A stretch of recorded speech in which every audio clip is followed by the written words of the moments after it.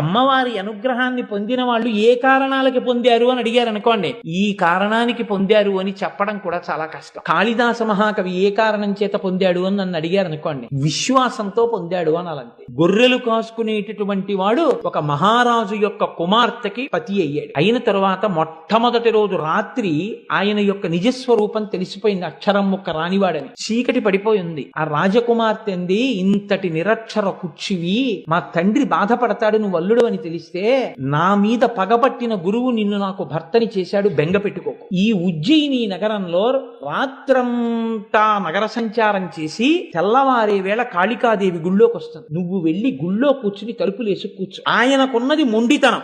ఆ మొండితనాన్నే ఆస్తిగా ఆధారంగా చేసుకుని ఈశ్వరానుగ్రహం పొందగలిగినటువంటి శక్తిని ప్రచోదనం చేసింది ఆవిడ. కాబట్టి నీవు వెళ్లి కాళికాదేవి ఆలయంలో తలుపులు వేసి కూర్చో. తెల్లవారుతుండగా అమ్మవారు వచ్చేస్తుంది. లోపలికి వెళ్ళిపోవాలి. ఇప్పటికీ వారణాసిలో వారాహి ఎలా తిరుగుతుందో అలా తిరుగుతుంది కాళికాదేవి. లోపలికి వెళ్ళడానికి ఆవిడ తలుపులు తెరుస్తుంది. నువ్వు బిడాయించి కూర్చో. ఎవడు రా లోపల తలుపులు తీ అంటుంది. ఆయనకేం రాదు అప్పటికి కాళిదాసు గారికి. 2 మాటలు చెప్తా, ఈ 2 అనుంది. ఏమిటన్నారు? కాళీ విద్య, కాళీ విద్య, ఈ 2 మాటలే. ఆయన అన్నాడు విద్య అనలేకపోయాడు కాళిదాసు. కాళీ విద్య, కాళీ విద్య అన్నాడు. పోనీ అదే అను. ఈ మొండితనం అమ్మవారి దగ్గర చూపించు. వెళ్ళిపోయి కాళికాదేవి గుళ్ళో కూర్చున్నాడు. వచ్చేసింది తల్లి తెల్లవారుతుండగా. తలుపు చప్పుడు చేసింది, తీయలేదు. తోసింది, తీయలేదు. ఎవడరా లోపల ఆ తలుపు తీయండి. అమ్మవారే తలుచుకుంటే తలుపులు తీయలేనంత బలహీనురాలండి కాళికాదేవి కాదు. వచ్చిన ఆవిడ తనని అనుగ్రహించగలదు. గొర్రెలు కాసుకునేవాడిని నాకు ఆవిడ ఎలా ఇస్తుందండి కవిత్వం అని అడగకుండా కూర్చున్నాడు వీడి విశ్వాసం. చూద్దాం ఏం చేస్తాడో. ఒరే తలుపు తీస్తావా తీవా? ఏమీ లేదన్నమాట. కాళీ విద్య. తలుపు తీస్తావా తీవా? ఈవిడ విద్య కావాలని ఆయన.